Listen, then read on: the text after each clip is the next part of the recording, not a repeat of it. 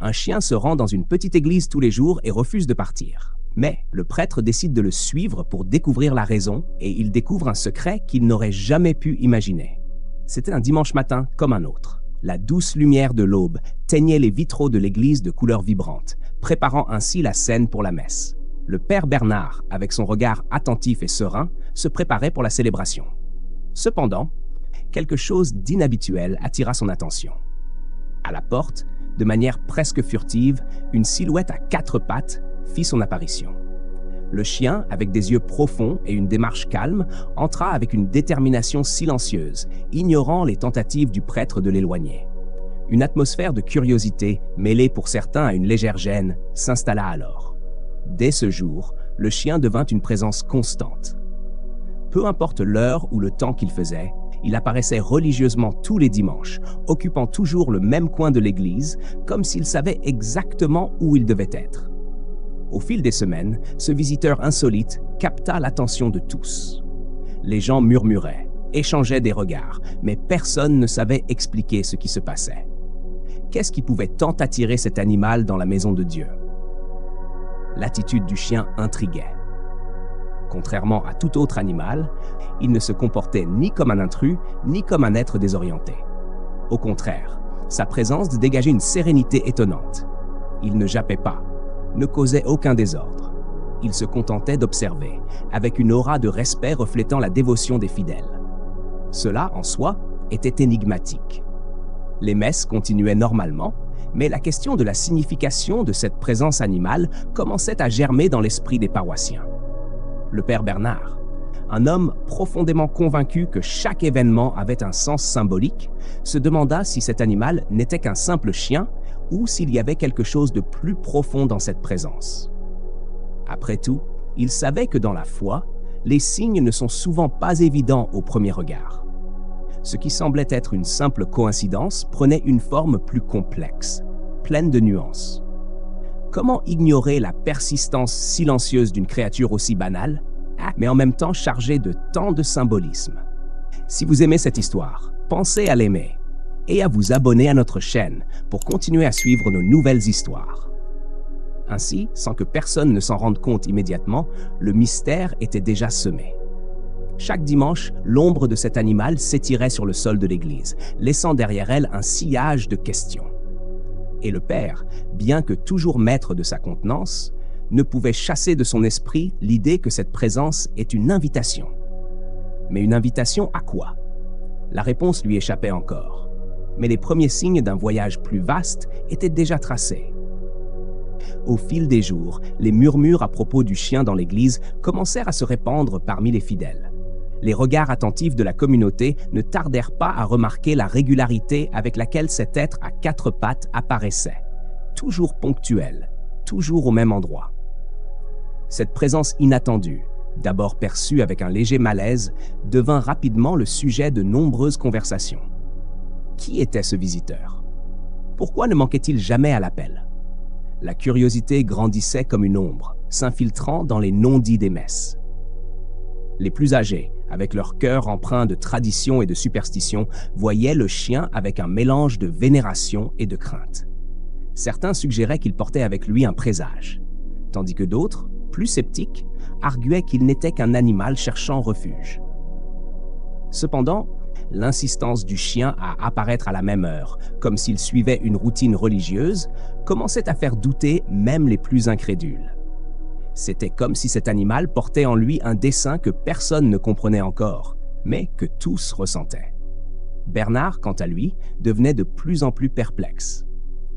Bien qu'il fût un homme de foi, il était également guidé par la raison, et quelque chose en lui le poussait à aller au-delà des apparences. Le comportement du chien était inhabituel. Il ne demandait pas de nourriture, ne cherchait pas d'attention, mais observait chaque messe avec une concentration singulière. Et d'une certaine manière, il semblait comprendre la solennité des moments, comme s'il était en communion silencieuse avec quelque chose de bien plus grand.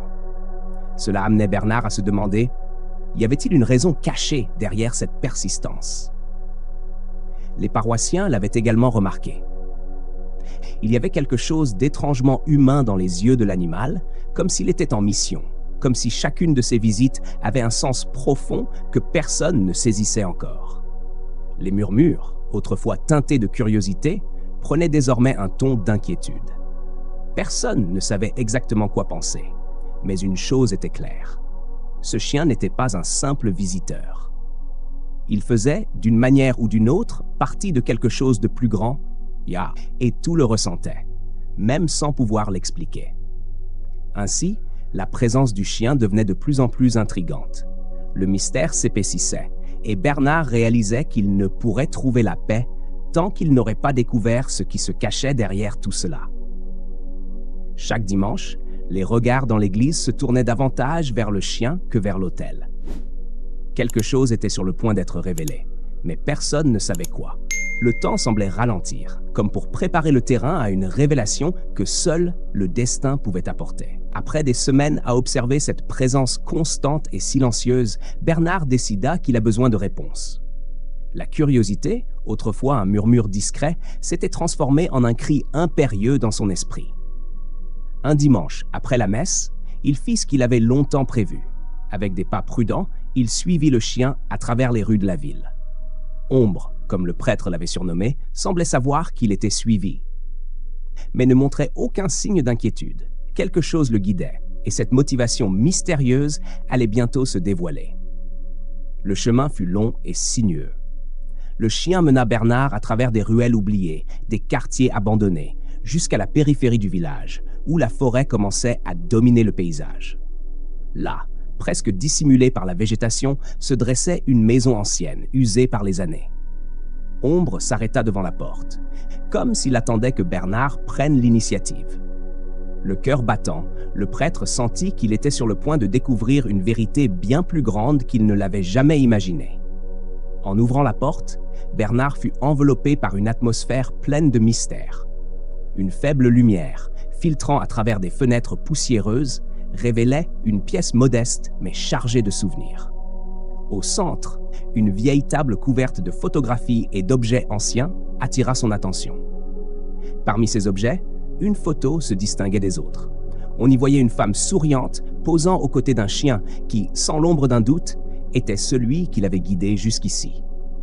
Le visage de la femme lui sembla familier, et en une fraction de seconde, il reconnut qui elle était. Joséphine, une ancienne paroissienne, décédée depuis plusieurs années. Bernard, envahi par une vague d'étonnement et de respect, réalisa qu'il se trouvait face à quelque chose de profondément spirituel. Les pièces du puzzle commençaient à se mettre en place. Le chien, qui fréquentait assidûment l'église depuis des mois, n'était pas là par hasard. Il appartenait à Joséphine, une femme dont la foi exemplaire était bien connue dans la communauté. Mais pourquoi, après sa mort, le chien revenait-il encore à l'église? Qui avait-il d'autre dans cette maison, dissimulée par le temps, qui pouvait révéler davantage? Ainsi, sans s'en rendre compte, Bernard se retrouvait face à une nouvelle couche de mystère. La connexion entre le chien et Joséphine était indéniable, mais la profondeur de ce lien restait encore à découvrir pleinement. Le silence dans la pièce était presque palpable, comme si le temps lui-même attendait patiemment que la vérité complète se révèle. Bernard sentait que son voyage ne faisait que commencer. À l'intérieur de la maison, l'atmosphère semblait suspendue dans le temps. Bernard, avec précaution, commença à examiner les objets laissés là, témoins muets d'un passé révolu. Les photographies, jaunies par les années, racontaient des histoires de moments oubliés, mais l'une d'elles, en particulier, captiva son regard. L'image de Joséphine, souriant aux côtés de son fidèle compagnon, révélait plus que les mots ne pouvaient dire. Il était évident que Ombre, le chien qui fréquentait désormais l'église, avait été son compagnon loyal pendant toute sa vie. Mais ce qui restait un mystère, c'était pourquoi il continuait à revenir après sa mort. En explorant davantage, Bernard fit une découverte encore plus intime. Un journal. Les pages usées et ternies par le temps semblaient contenir des secrets que les années avaient enfouis. Il l'ouvrit doucement, et à travers les mots de Joséphine, le passé commença à se dévoiler sous ses yeux. Elle racontait comment elle avait trouvé le chien une nuit froide, blessé et abandonné, et comment cette rencontre avait transformé leur vie à jamais. L'animal, plus qu'un simple compagnon, était devenu pour elle un symbole d'espoir et de résilience. Au fil des pages, une vérité plus profonde émergeait. Joséphine, connue pour sa foi inébranlable, croyait qu'Ombre n'était pas seulement un chien. Pour elle, il représentait un lien avec quelque chose de divin, une présence qui, dans les moments les plus sombres, apportait lumière et réconfort. Le journal révélait qu'elle n'avait jamais cessé de croire, jusqu'à son dernier souffle, que cet animal était une sorte de messager, venu la guider dans son cheminement spirituel. Un frisson parcourut Bernard. Ces révélations n'étaient pas de simples coïncidences. Il y avait une profondeur spirituelle dans la relation entre Joséphine et Ombre, quelque chose qui dépassait la compréhension ordinaire. Le chien ne venait pas à l'église par simple habitude. D'une manière mystérieuse, il perpétuait la foi et le souvenir de sa maîtresse. Pour Bernard, cela représentait bien plus qu'une découverte. C'était un appel. Mais que devait-il faire de cette connaissance? Avec le journal en main et l'esprit rempli de nouvelles questions, Bernard savait qu'il était temps de retourner à l'église. Il portait désormais avec lui non seulement l'histoire d'un chien et de sa maîtresse, mais aussi une mission: révéler à la communauté la signification de ce lien unique. Cependant, en quittant la maison, une sensation le suivit. Il restait encore des mystères enfouis dans cet endroit, des secrets qui attendaient d'être découverts. Mais ceux-ci devraient patienter, jusqu'à ce que le moment soit venu. Bernard retourna à l'église avec un nouveau poids sur les épaules, mais ce n'était pas un fardeau. C'était la responsabilité de partager avec la communauté ce qu'il avait découvert. Un dimanche, il se tint devant la congrégation, avec Ombre assis à ses côtés, à son endroit habituel. La voix ferme, mais empreinte d'émotion, Bernard commença à raconter l'histoire de Joséphine et de son fidèle compagnon. Ses paroles résonnaient comme une confession, dévoilant non seulement le passé d'une paroissienne dévouée, mais aussi le symbole de foi et d'amour inconditionnel qui vivait désormais à travers cet animal. À mesure qu'il relatait les détails de la vie de Joséphine, un silence profond s'installa dans l'église.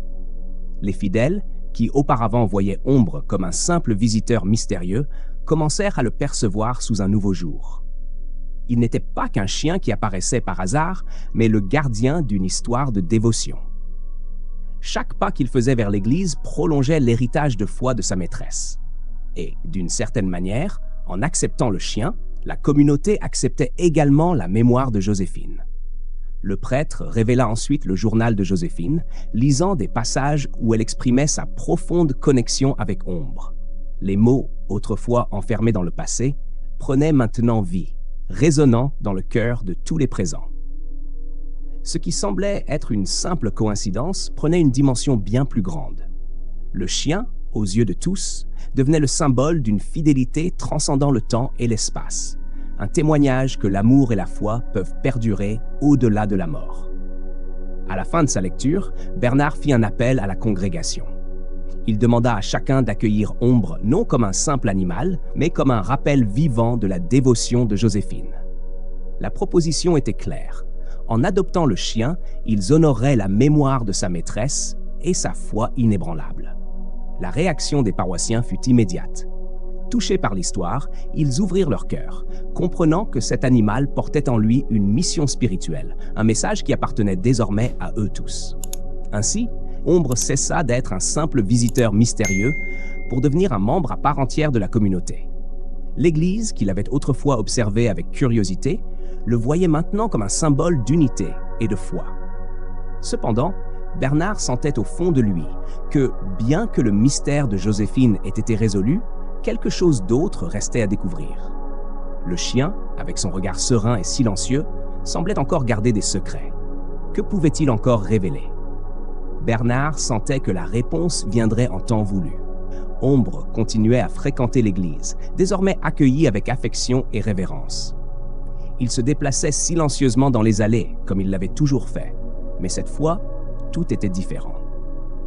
La communauté le voyait d'un œil nouveau. Il n'était plus un étranger, mais le gardien d'une promesse.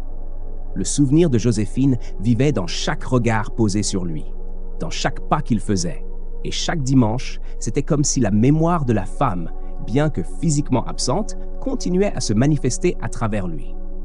Bernard observait cette transformation avec un cœur réchauffé. mais son esprit restait en quête de réponses. Aussi émouvante que fut l'histoire d'Ombre, elle semblait n'être que le début de quelque chose de plus grand. Il savait que les mystères du divin se dévoilent souvent en plusieurs étapes. Et ce que le chien représentait n'était peut-être que le premier aperçu d'une vérité plus profonde. Chaque semaine, en voyant Ombre assis à sa place habituelle, il ne pouvait s'empêcher de se demander « Que restait-il à découvrir sur ce fidèle compagnon ?» La communauté, de son côté, avait intégré Ombre dans sa vie quotidienne aussi naturellement que l'on accepte le lever du soleil chaque matin. Le chien était devenu un symbole tangible de la foi qui unit tout le monde. Au milieu des prières silencieuses et des rituels de la messe, Ombre se déplaçait parmi les fidèles comme un rappel constant de la dévotion qui transcende la vie elle-même. Pour eux, il n'était plus simplement un animal, mais un lien vivant entre la terre et le ciel, entre le passé et le présent, une connexion inexplicable mais indéniablement réelle. Malgré cette acceptation pleine et entière, un sentiment persistait.